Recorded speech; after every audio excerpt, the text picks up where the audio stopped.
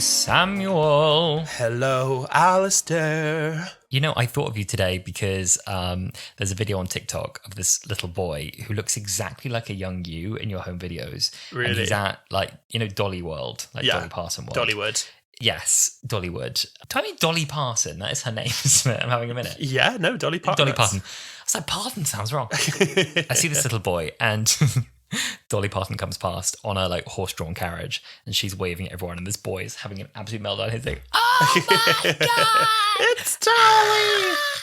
And he's like holding his face and she like sees him and then points and is like laughing at him, like cannot stop laughing at him. God. Like it's kind of like a point and like, I see you, but it's also like she's hysterically laughing at this boy. And It's he also looks like a Nelson. Ha ha! Yeah. And me and Josh were watching. We were like, that is so like Sam. That's the young Sam would be. That probably would be me. There'd be a few divas out there that if I saw them that close, I probably would have just burst into tears and like fallen. There's a really funny video of Ariana Grande on a red carpet and someone's on FaceTime to their friend, but they're screen recording it.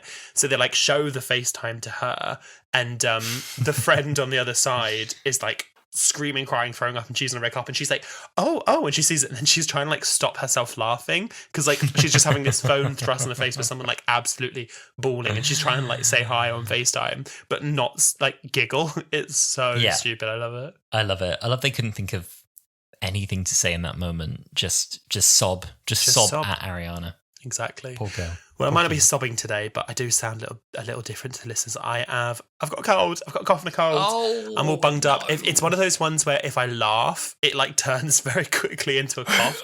So if you hear me sound a bit like gasping for air, that's why I am here. But I'm on the edge. I don't want to join the bleating crowd of there's something going round. But there's something going round.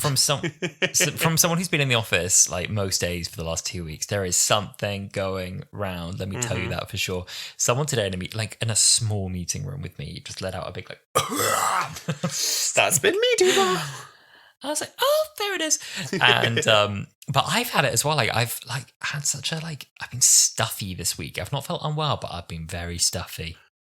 I've been stuffy, I've been munged up. It's like a chesty cough. So like it's one of those ones where if I like for me it's laughing whenever I laugh. So I'm not allowed to laugh this episode. I'm so sorry. Don't you dare make me laugh. You can't. Well, it's you, so I won't be laughing anyway. But I did it. No, it like turns into cough. But I'm not gonna let that hold me back because we're talking about a bloody beautiful piece of television. Yes, we're talking about The Sound of Drums. It's the second part in a 3-part finale. Exactly. It aired on the 23rd of June 2007. I did think for a second, I was like, is it the 23rd? Is it the 23rd? The 23rd? And I was like, no, it is the 23rd. 23rd it's June Tuesday 2007. And we're wondering if it's the 21st. Exactly. It's written by Russell T Davies and directed by Colin Teague. It had an overnight viewership of 7.51 million and a very healthy IMDb score of 8.7 out of 10. Oh, delicious. This is a beautiful episode. Like, I got about 3 minutes into this and I was just turning to Josh and I was like, oh, this episode's got some sauce. This has got some sauce. I was watching with Nick and I was like, you've got to pay attention because he's like on his phone, doesn't really care. And I was like, you've got to watch. Like, this is one you've got to watch. And it just makes me realize, because I remember like when Series 3 came out in the year of our Lord 2007, of which we are having a period piece episode in the upcoming season of Doctor Who. I obviously like loved the Doctor and Rose so much that Series 3 was like my least favourite of the first 4. And watching it now, I'm just like, this is genuinely like the best finale. It's good. And Freema Agyeman like carries it. Yeah. I felt this way. I watched the Series 3 finale, I can't remember when it was, probably last year or the year before. And I was so shocked because I had bought the lie that everyone believes, which is that the Series 4 finale is peak Who. And it's good. Like, it's really good, the Series 4 finale. Like, it's top tier. But like, people forget how good the Series 3 ending is and how good this master is. Like, it's almost like one of those things that it's such a popular opinion that you forget it's true that like the Simm master is this good. Yeah. It's like people say like David Tennant's a great doctor. It's just like, yeah, sure. You know, like but then you watch him again and you're like, oh, he is good though. He is good though. You know, you forget because it's such a popular opinion that it's almost like a very dead take that you almost don't want to agree with. But then anyway, John Simm's master is crazy good. Crazy good. Really, really good, yeah. I'm very excited to dive into our thoughts. But before we do, as always, we recommend we jump on iPlayer, give the episode a watch. It's amazing. And if you are too lazy for that, or if you've done it already or just want to hear us yap, here is a recap of the story. Using Jack's vortex manipulator to escape from the year 100 trillion, the Doctor, Martha, and Jack materialise back on present-day Earth, only to realise that the UK has a newly elected Prime Minister, Harold Saxon, aka the Master, with his wife at his side. In Downing Street, he kills off the cabinet and frames the TARDIS trio, making them the enemies of the state. He captures Martha's family, leaving only her brother Leo in hiding. They realise that the Masters created the Archangel Network, a phone network creating a hypnotic rhythm of tapping to get the world to trust him. He taunts the Doctor, telling him to run, which is their only option. In hiding, the Doctor explains that the Master is a fellow Time Lord who went insane after looking into the time vortex at the age of 8. Jack reveals that he works for Torchwood, much to the Doctor's disdain, and they receive a message from Vivian Brooke, a journalist looking into Harold Saxon's fictitious persona, killed earlier by the Master and his Toclophane. The Master announces to the world that Great Britain is going to be met by a new species the next morning, and the President of America comes to take charge. He states that the meeting must take place outside of any foreign soil, so they decide to host the meeting on the Valiant, a helicarrier. The Doctor uses TARDIS keys to create perception filters. Around himself, Martha, and Jack, hoping to put one on the Master's neck and expose him to the world. They use Jack's vortex manipulator to transport themselves onto the helicarrier the next morning. They find the TARDIS, but realise that the Master has cannibalised it, turning it into a paradox machine, though they aren't quite sure why. They head to the flight deck of the Valiant, where the meeting with the Toclophane is about to take place. The Toclophane arrive and kill the President, but not before the Master reveals his true identity to the world. The Doctor tries to stop him, but using his laser screwdriver, tapped with Lazarus technology, he ages the Doctor 100 years. The Master opens up a portal in the sky and billions of Toclophane flood through to kill. He tells them to remove 1/10 of the population of Earth, and they start the slaughter. Realising they can't stop him, Jack gives Martha his vortex manipulator and tells her to run. She huddles to the Doctor and he whispers something in her ear. She takes one last look at her family, trapped in the Master's captivity. She teleports to Earth and watches the horror unfold, making a promise that she'll come back before running to cover.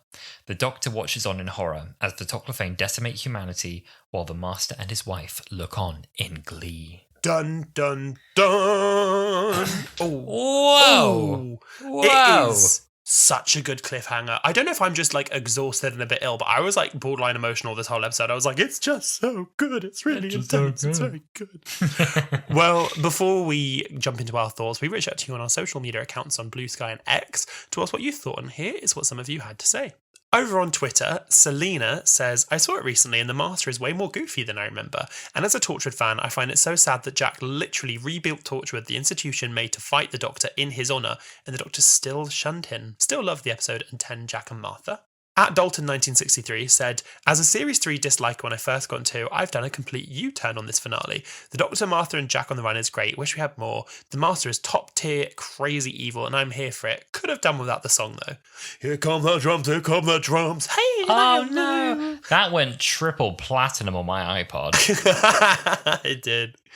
Pity No Stars said, the Master and his wife, probably the best of the 3 episodes. Impossible to hear Here Come the Drums without thinking Mrs. Saxon's little dance. And then with the Master and his wife, it's got the picture of the dog looking down going, I know what you are. Soph said, one of my all-time faves, I loved Martha yelling at the Doctor as he doesn't give a single shit about her family, and the homoerotic Master Doctor phone call, of course. Also, this episode taught me about both paradoxes and the concept of decimation at the ripe old age of 7. Yes. Oh my yes. God. Us too. It grew us up fast. It does, it does. And finally on Twitter, Ezra says, John Simm is an icon. Old 10 in the cage is such a cutie, and I'd like to give him the hug he needs and deserves. The idea of the Toclophane still freaks me out. Over on Blue Sky, Greg says, one of my first episodes, and it absolutely hooked me as a kid. One of your first? That's insane.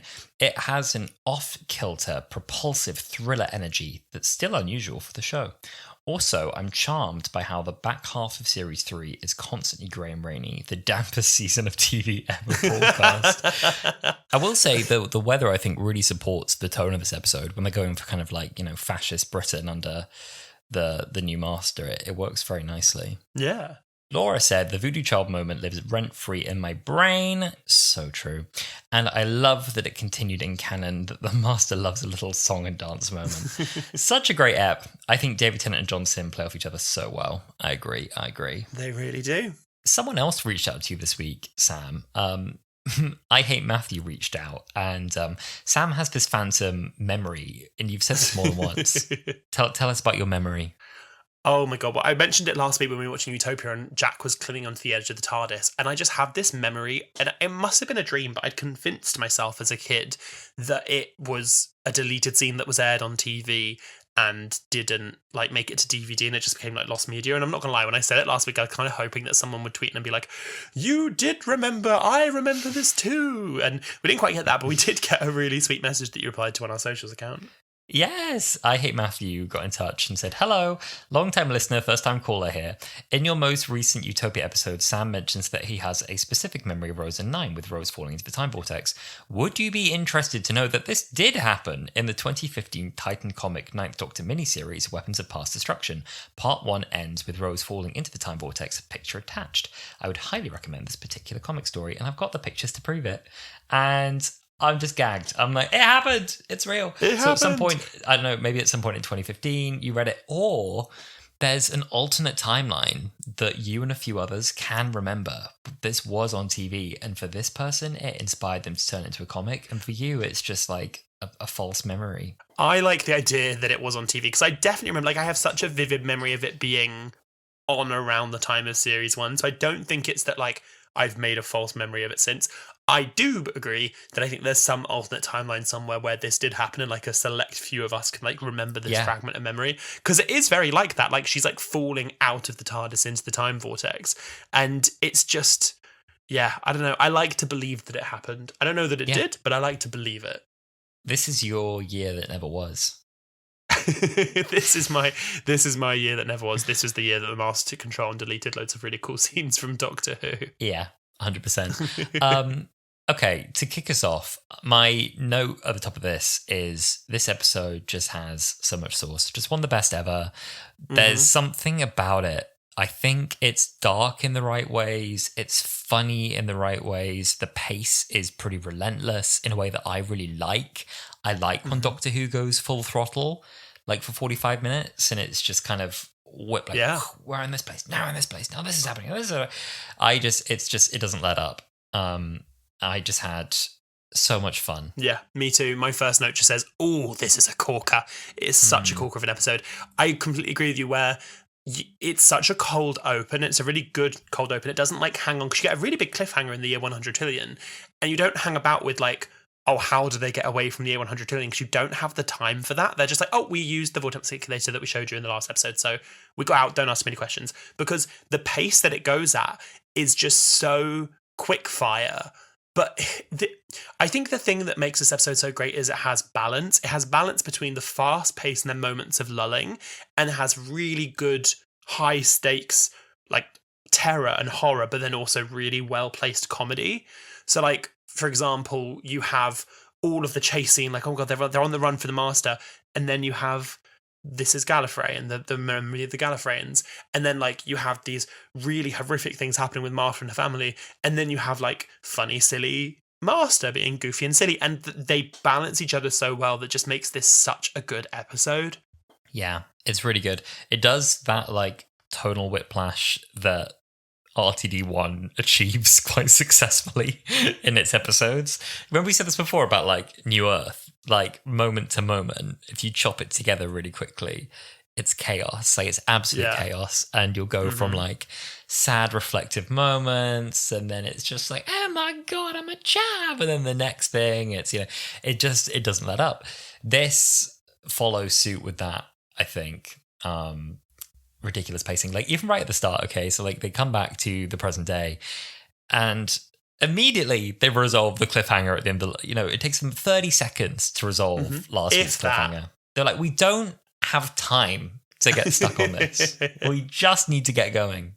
We literally we've got to see the Master in his beard. We've got to see the Master in his beard. The Master and his wife. I love that bit from Time Crash, which we will definitely do as a mini-sode at some point, where he's talking to the Fifth Doctor, and the Fifth Doctor, he says, like, oh, and the Master's just turned up, and he goes, oh, does he still have that rubbish beard? He's like, no, there's no beard this time. Well, he has a wife. And like that joke went over my head as a child, but it's so funny now. Completely over your head, man. Yeah, I love it. Everyone acts their socks off in this episode. Freema acts down boots. You know that bit where she's on the phone to the Master and she's like, do you hear me, Saxon? Let them go. She sounds so furious and emotional and so believably. And I just love the way she delivers that. And I'll do what I like. She's a powerhouse talent. It's the bit for me where the Doctor's like, that's exactly what they want. It's a trap. And she's like, I don't care. And like, you believe it. Like, I was like, oh my God, like this isn't acting. Like, I believe what you're going through right now. Yeah. Also, that delivery is so familiar to me now that I watched The Confidential today and they're doing the behind the scenes. And so you can kind of hear in certain shots that they're using like a different take, or that they're not giving it 100% because it might not be the take that focuses on her. It focuses on someone else's delivery. And so she's kind of not giving it everything. And there's one or two where in the background you can hear her go, I'll do what I like. And I was like, oh, that's not right. No, that's not the one they use. I'm sorry, that's not the one they use. I'll do what I like. I haven't watched it yet, but I really want to watch the Totally Doctor Who for this episode, because Totally Doctor is obviously so geared towards kids. And I'm like, the stuff they do in this episode, like, I was watching this with Nick and I was trying to explain to him because he was like, oh, the bit when Martha's mum was like, oh, I was helping you. He's like, well, why was she helping them? And I was like, oh, well, she just cares so much about her daughter and they tricked her into saying the Doctor's dangerous and we're going to help you keep your daughter safe. So she thought she was doing what was best for her daughter, and then obviously ends up accidentally like betraying her. And then later, when you get that scene of her on the Valiant and Martha kind of looks her, and Martha's look is like, I know, it's so sad. She's like, I know why you were trying to do it. And Francine's just like bawling and is just apologizing. She's like, I'm sorry. Like, in the context of a kids' TV show wrapping this up, how do they talk about this? Exactly. How do you talk about it? I was thinking this, like, there is so much real horror in this episode that we just took on the chin as kids. Like, really, really dark story. And they do find ways to kind of balance it and make the Master like a suitably comic villain at points to kind of make it okay. But the knives coming out of the Toclophane, culling 1/10 of the population, all these ordinary people on the street being like sliced apart. Like, we assume, like, there's lots in Doctor Who where they show you the knives and then they cut away and you just hear the screams. But you're like, in my mind, I've always been able to pretty vividly imagine, you know, like a cyber conversion or something from the CGI that they include.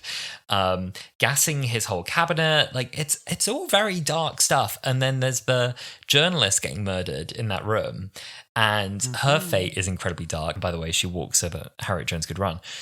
But she is being sliced to bits and she's going, ah! And so the Master and his wife, Lucy, they step out of the room and they keep kind of opening the door just a crack and they hear like,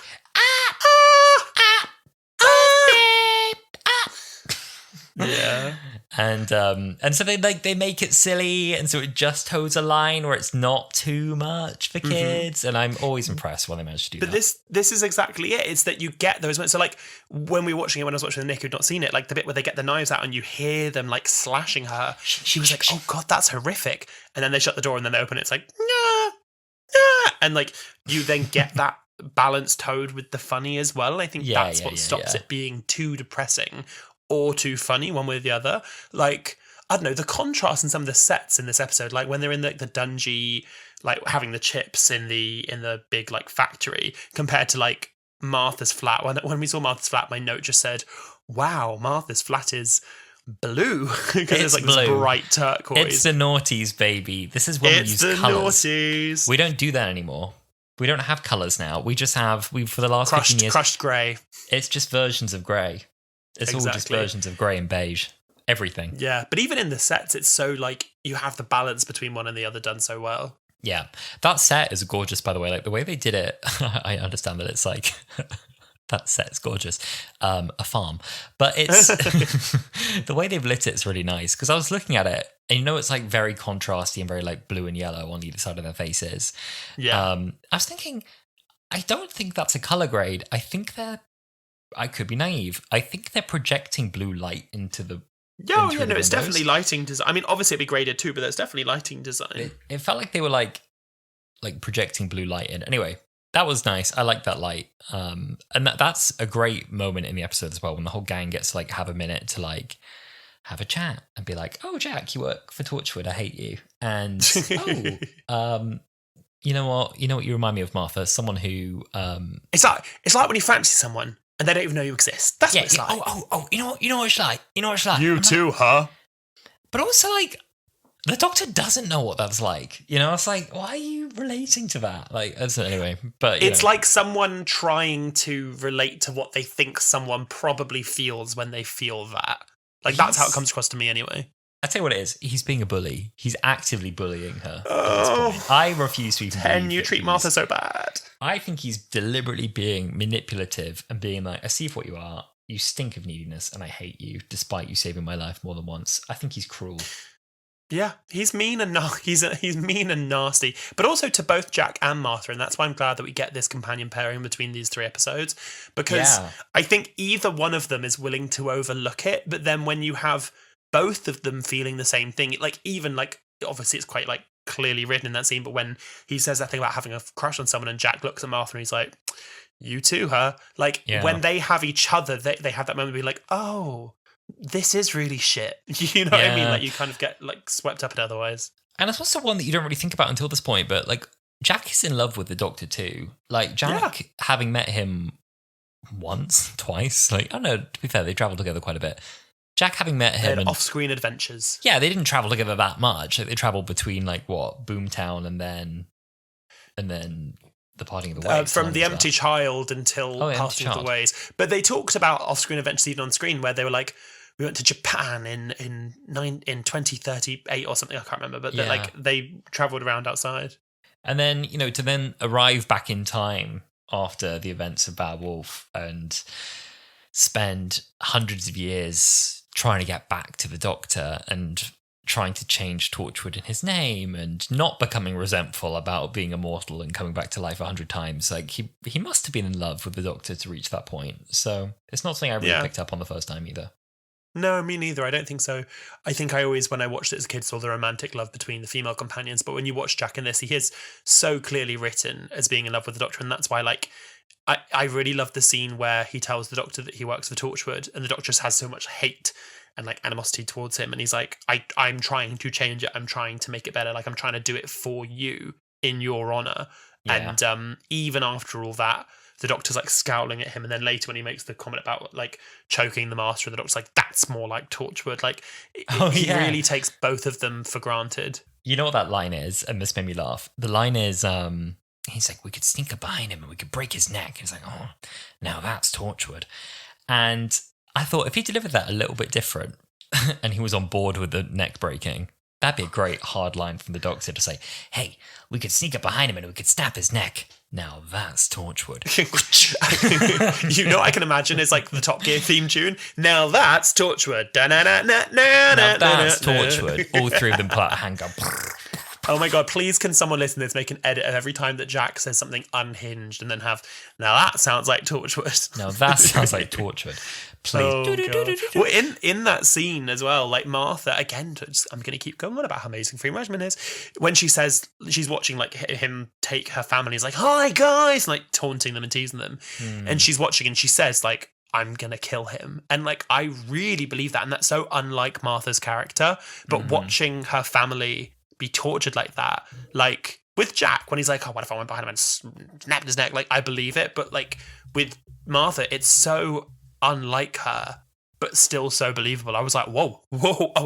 Yeah, no, absolutely, like that's a very human way to react to, I mean, I think like also most of the companions would react that way to their family becoming directly involved in this way and being hurt by being with like the Doctor. Against their will. Like that's the other bit as well in the car with the Doctor. I love that it becomes that cathartic, like, I hate you, this is all your fault, this is all your fault. Like, it is his fault. This is his fault. And he just doesn't get it either. Like, at so many points through the story, they're very true to all the characters' intentions in this. The Doctor is focused on one thing, and that is always just trying to reach the Master, and try and, like, naively, she keeps trying to break through. And naively keeps trying to like break through and appeal to his better nature, even though it's just not there. And And that is what leads him to increasingly stupid situations. Like, you know, we know the resolution of the next episode is that, you know, even when he's dying, he's like, no, like, don't, like, it's only us, it's fine. Like, you know, regenerate, it's all good. Like, we can... Tunnel vision. We can travel. Like, it's like, no, you can't.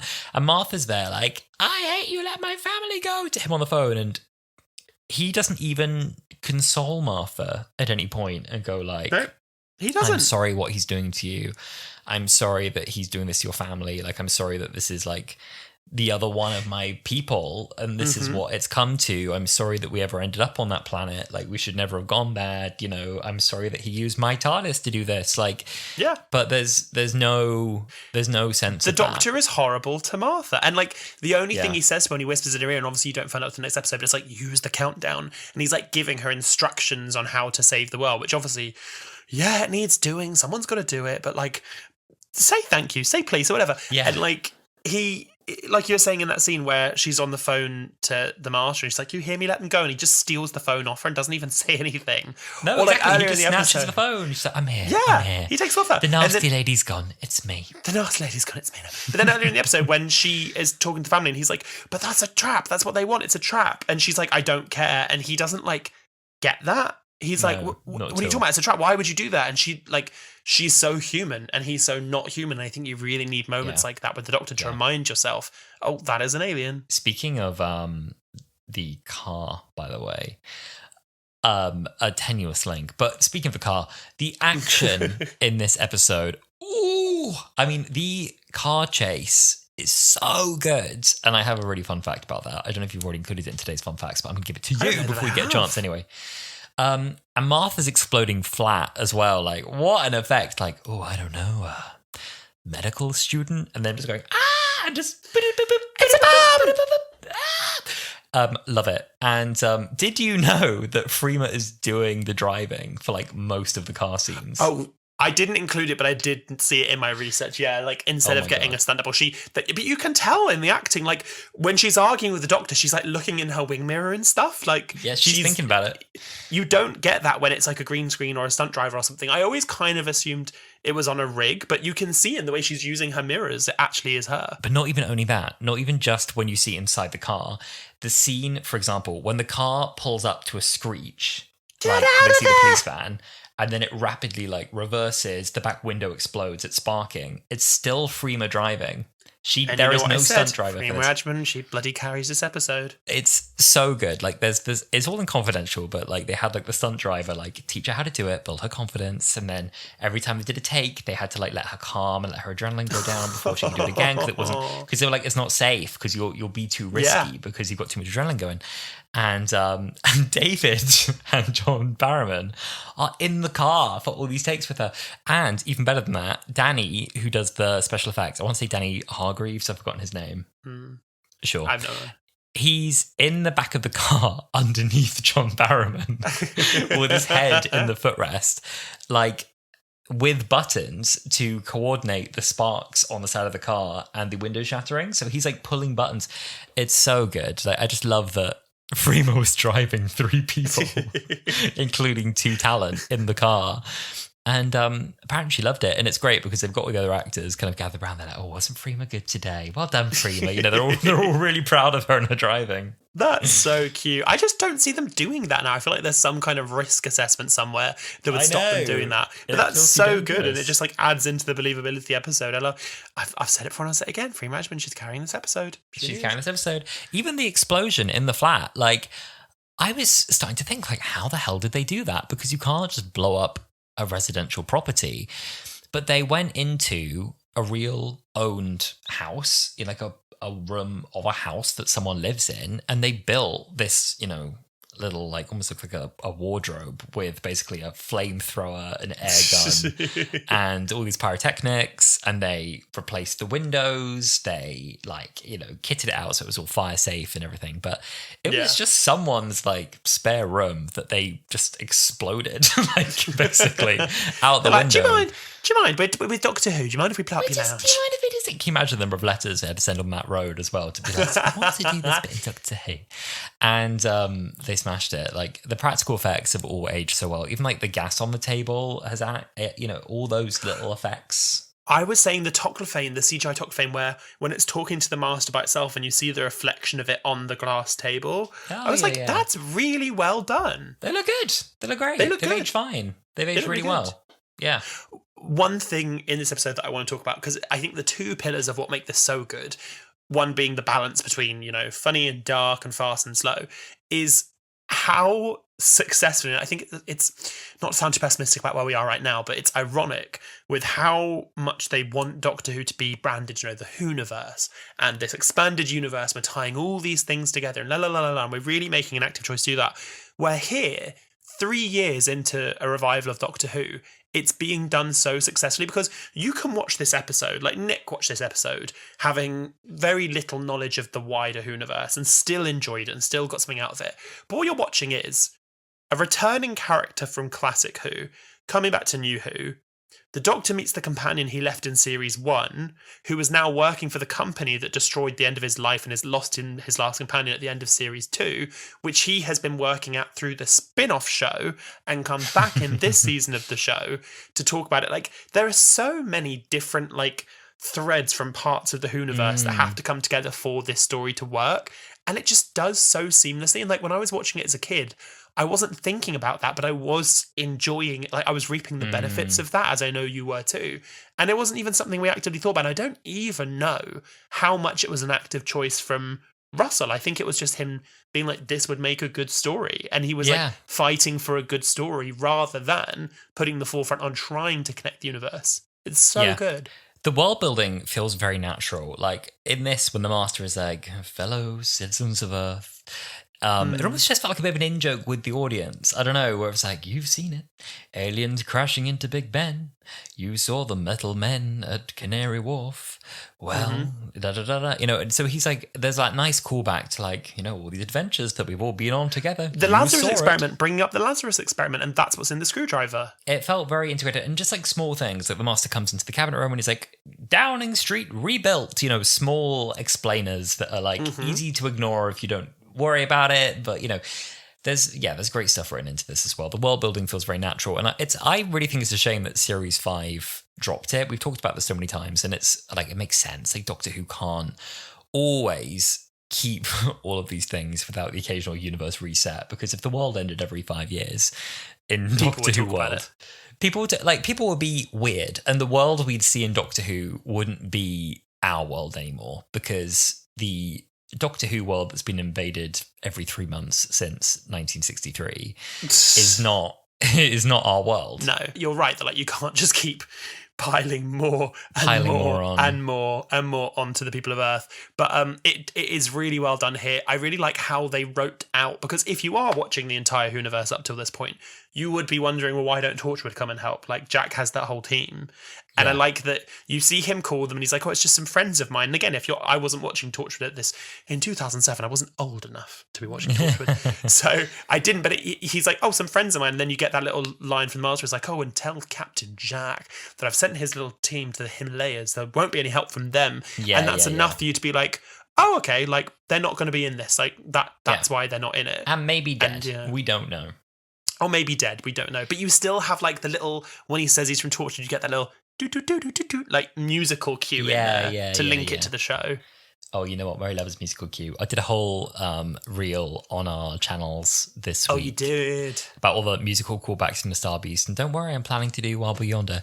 But I included one that I think was made up. I was like, oh, did you catch Donna's theme? Did you catch The Doctor Forever? Did you catch, I Am the Doctor is in the Star Beast and all these. And you probably did catch most of those if you're a Wholala listener. I'm sure you did catch them. And then I was like, oh, also, A Good Man 12's theme plays at these 2 points. And then I got a couple of polite messages saying, hello, I don't think it is in that episode. I was like, oh. But you know why? It's because we're human. I had a conversation actually with the genius behind the song that we use as our theme song, actually, Dr. Disco.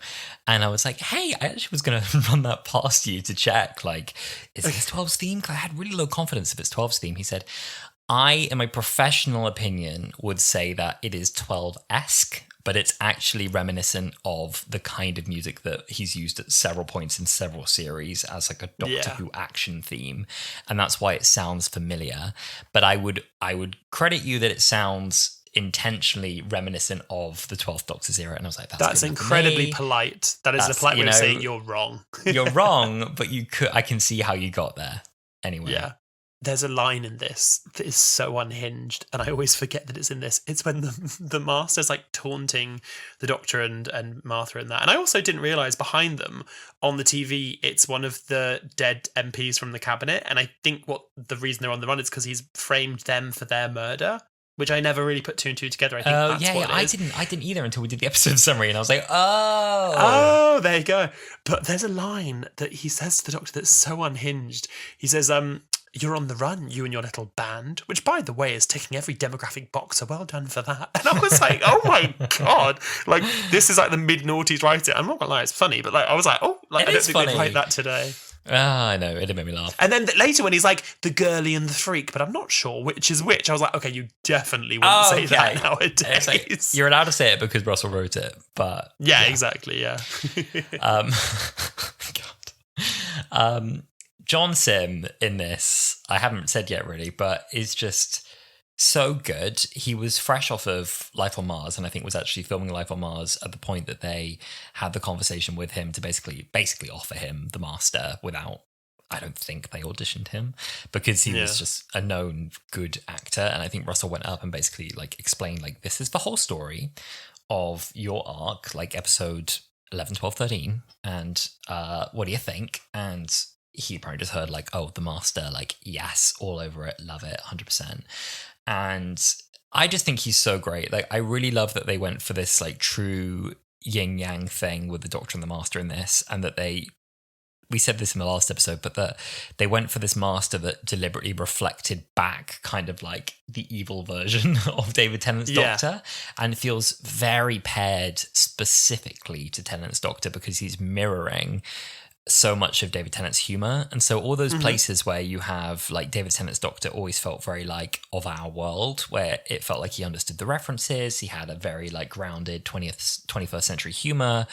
He kind of, it felt like, you know, David Tennant's Doctor like enjoyed the same things we know. Like he likes our pop music, he gets our jokes, like he's got a bit of a swagger, like, and it felt like they really mirrored that very well with John Simm's Master feeling like a true match of that Doctor. Yeah. And they talk about this again, I'm sorry, Confidential is available and it's free, but like they talk about this a bit as well. Like that is one of the Doctor's powers, specifically in this era as well, is his sense of humor, his way of talking around things and being funny. And so giving the Master the ability to be very funny, which is quite fresh, I think, to be like, he's very consistent. He's always whacking off one-liners. Like, this is a Master who is having so much fun being devious as well, and is truly quite a little minx. He's a little minx. Like, when he's watching the US president, and he's just kind of waiting for his turn, just like, oh God, when can I kill you?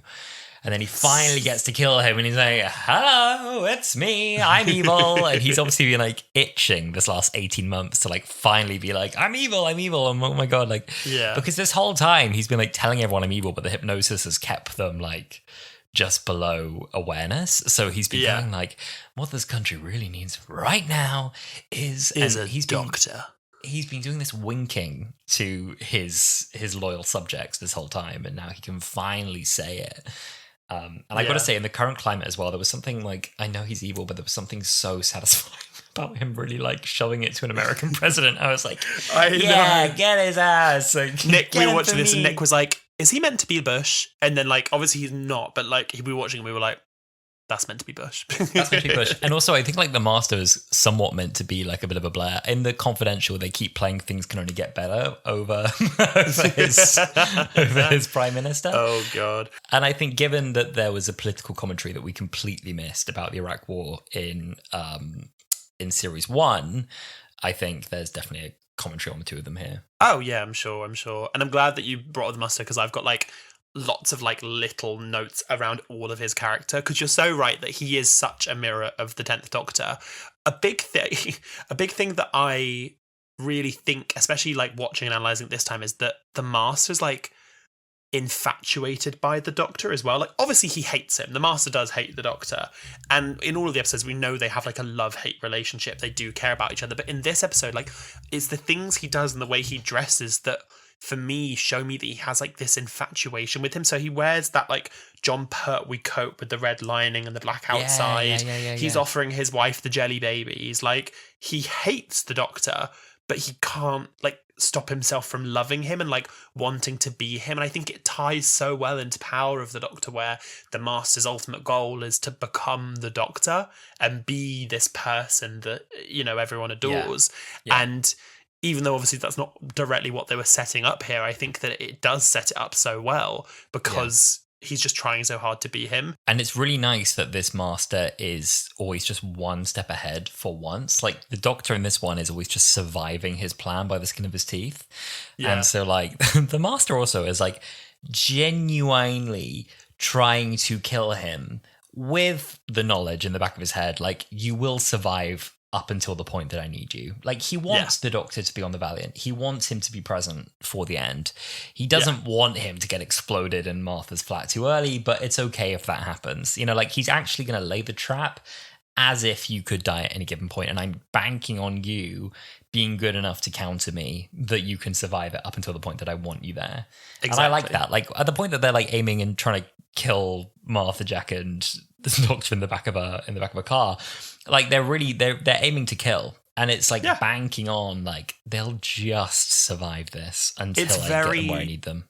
It's very like Joker and Batman, where the Joker is genuinely trying to kill Batman, but he doesn't actually want Batman dead. You know what I mean? Like, he doesn't like him and he wants him to die. He doesn't really want him to die. Like, I think it's just balanced very well, like you said. Again, me talking about balance, but it's really nice to balance with like the silliness of like, we meet at last, Doctor. Oh, I love saying that. And then he just like shoots him with his laser screwdriver, which, by the way, pretty cunty. I do like the laser screwdriver. And just like zaps him to being 100 years older and to becoming this like old man with incredibly good prosthetics. I think the Millennium Effects did a very good job. They're really very good. They age up the Doctor in Family of Blood, and I don't think it looked as good as it does here, but I do commend them on doing two different looks. Like, that's him maybe like, I don't know, in his 70s, and this is clearly the Doctor meant to be like 120 or something, and it's very, very well done. But you do have that link of like, I need you to be here. I'm going to play with you. I think this whole episode, the way that I would describe it is the Master's playing with the Doctor.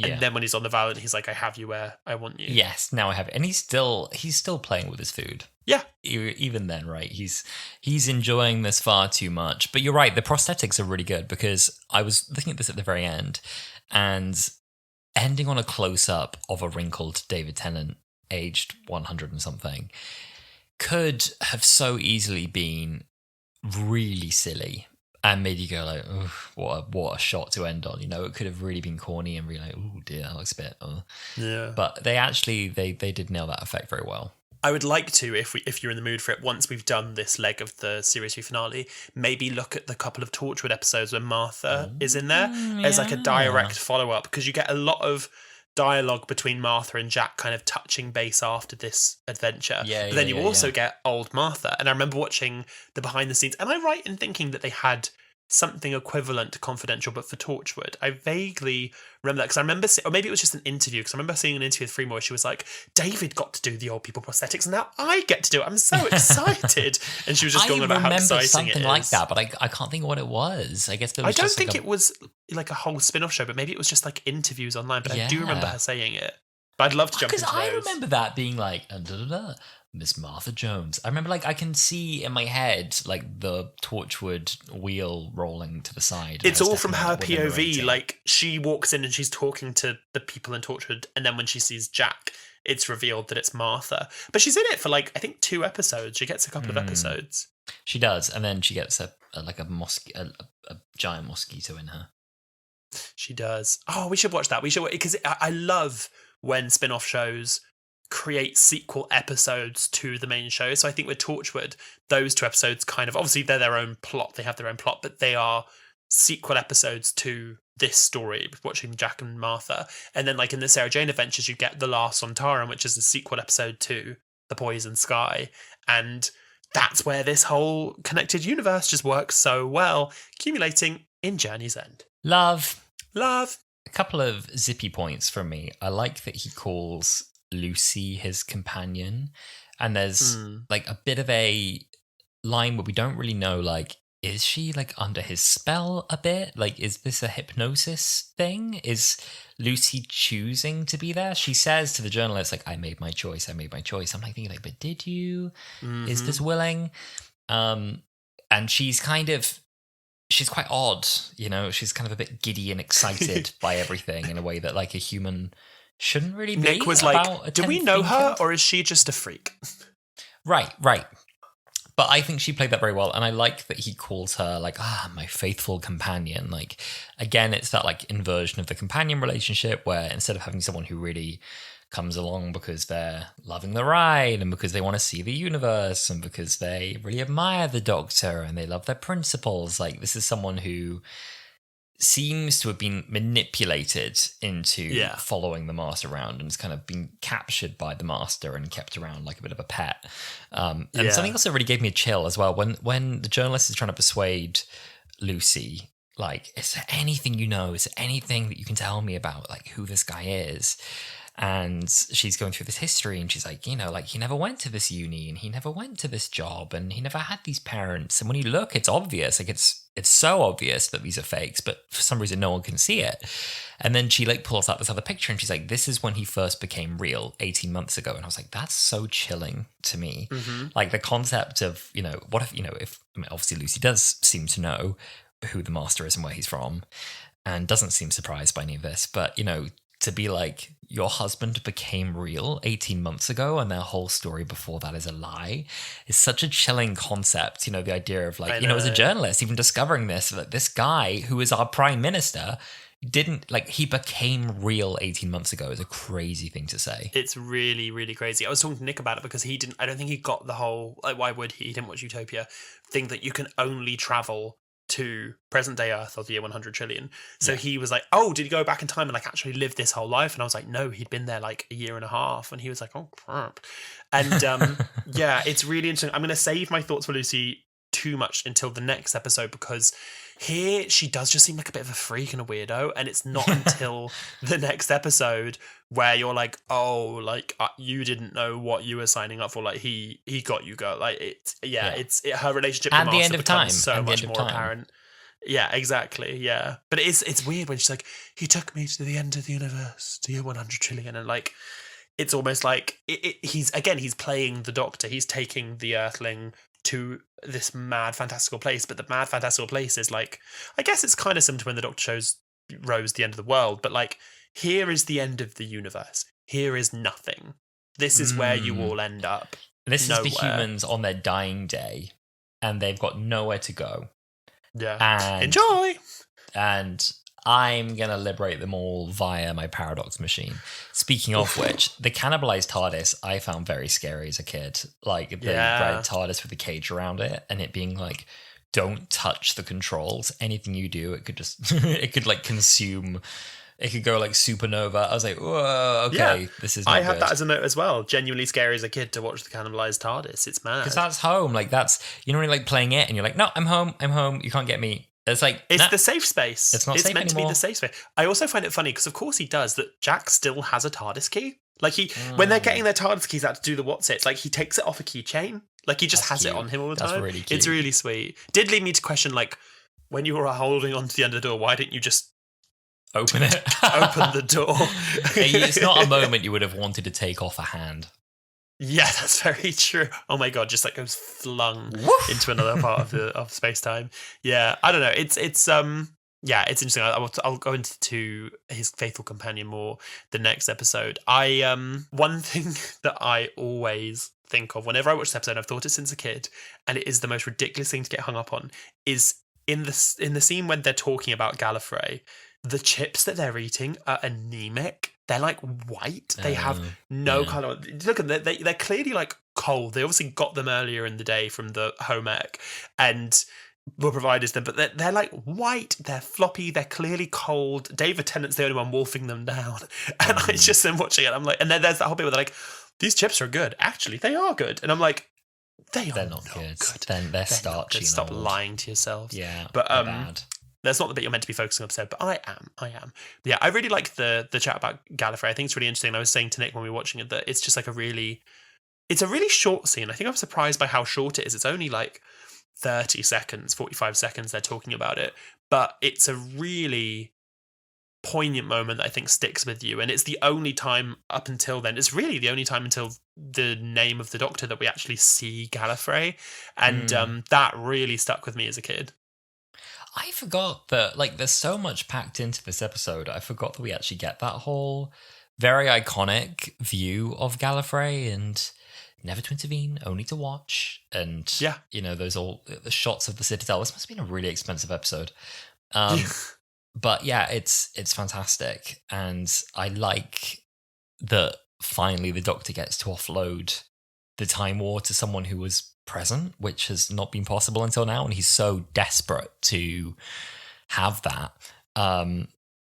And the Master being like, oh, but what was it like, though? Like, two great civilizations burning. What was that like? Like, ooh. And he's, like, getting so horny for it. And the Doctor's like, please don't do that. The Doctor's like, trauma. Stop. Please yeah, literally. I'm going to yuck your yum. I am literally just trying not to count how many children were on Gallifrey that day. Can you please stop? I have counted, and it is a lot. I have counted, and it's bad. I'm very excited to watch the next one. But before we do, I've got a little game for you, Alasdair. A little game? A little game of Camp or Damp! Woohoo! Woohoo! Now, Camp or Damp, for anyone who doesn't know, is a game we love playing on Wholala. We look back on moments in the episode we just watched and say whether they are camp or whether they are damp. Alasdair, are you ready? Oh, I'm ready. Because of the gas! Camp or Damp? Because of the gas! Yeah, camp. I like that whole scene. It's not a camp thing to do. You should do it. You should respect the rules of democracy, not your political opponents. But it made for a camp scene. His silliness is very camp. Yeah, it's great. Like classic, iconic villainry. It's a very quirky thing to do. Chippy Tea, camp or damp? No, Chippy Tea. It is camp.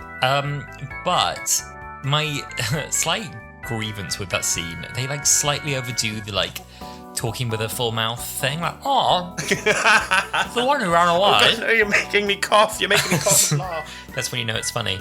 The sky was like. It's the bit where Martha asked the Doctor like if he ran or if he, soaked in the darkness. Yeah. He's like, oh, the one who ran away, I never stopped. And he's like got a mouthful of chips. Oh, ran away. Oh god.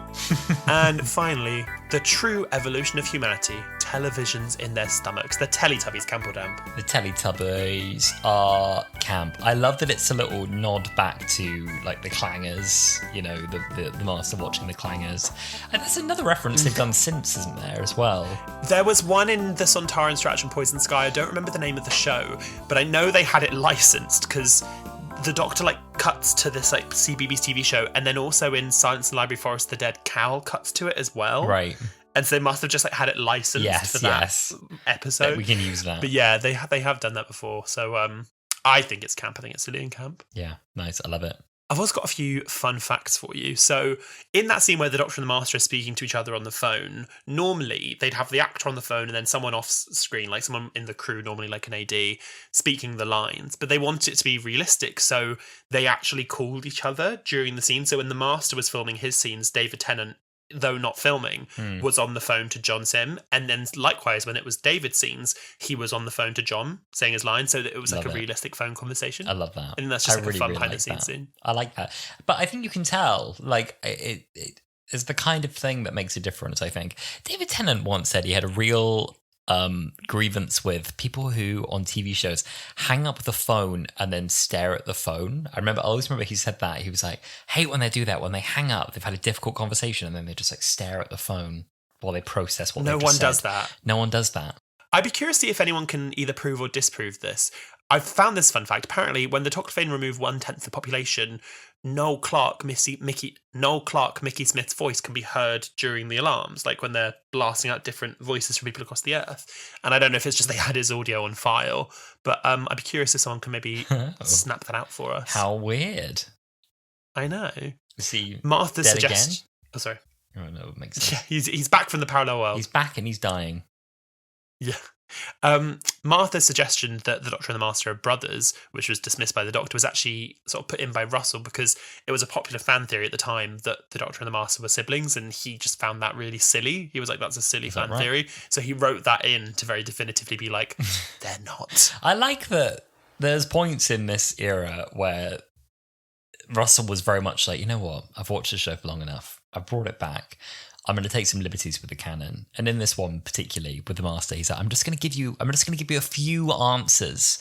And there's another one in that he's like, by the way, this is the point at which I think the Master went mad. And then we later find out at the end of time there's more layers to it than that. But the idea that he like looked into the raw power of space-time and went insane at that point, and it was really the Time Lord's fault for exposing a 10-year-old to the time vortex that drove him mad. But, you know, it's fun that he like was like, well, here's my theory, you know, and just sort of wrote that in. Whether people like it or not, any showrunner of any show, no less Doctor Who, can make whatever they want canon. Like, it's been shown in The Timeless Children, it's definitely been shown through in Stephen Moffat's era. Like, you have a say in deciding what Doctor Who is, for better for worse. And I like what he chose to do with the Master in this. I really like it. Yeah, me too. Couple more fun facts for you. The television that Martha actually has in her flat is made by Magpie Electricals, the same TV manufacturers from The Idiot's Lantern. Gag. And also, this has never been something I've noticed. And again, I think I'll need to go back to I don't know why I'm so trepidatious about my facts. They normally are true.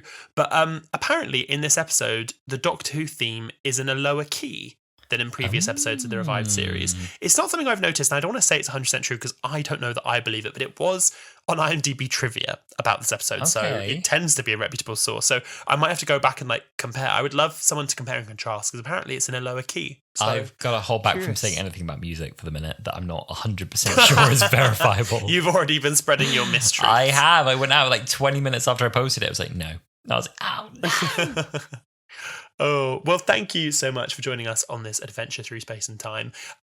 We are excited to look next week at the finale of Series 3, The Last of the Time Lords. But before then, make sure you reach out to us on all of our social media and let us know your thoughts. We are at Wholala Pod everywhere. We're on Blue Sky, X, Instagram, TikTok, and we're also on YouTube at Wholala Pod if you want to rewatch old episodes of the podcast. Yes, you can. And if you're feeling really generous today, you can rate us 5 stars. It'll take you all of 10 seconds and you can follow the pod to get notified when we drop new episodes. If you'd like to, you can buy us a coffee, ko-fi coffee.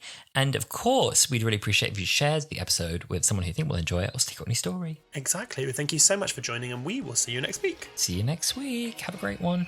Bye.